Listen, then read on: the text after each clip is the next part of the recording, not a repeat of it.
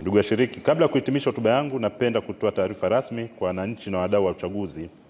kuwa kwa mujibu wa mpango kazi wa Tume ya Uchaguzi ya Zanzibar, tume itaweka wazi orodha ya wapiga kura walioomba kuandikishwa mwaka 2025, yani display, kwa muda wa siku 7 kuanzia tarehe 24 mwezi huu wa Mei 2025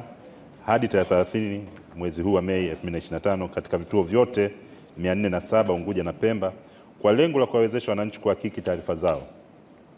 Pia wananchi ambao wamo ndani ya daftari katika shehia husika kwenda kuangalia na kujiridhisha juu ya watu waliojiandikisha, wakiona ipo haja ya kupinga, fursa hiyo imetolewa kwa mujibu wa sheria ya uchaguzi namba 4 ya mwaka 2018. Ndugu washiriki, namalizia hotuba yangu kwa kuwapongeza tena kwa ushiriki wenu katika mkutano huu, na naomba muipatie tume majadiliano yenye tija kuelekea katika maandalizi ya uchaguzi ujao.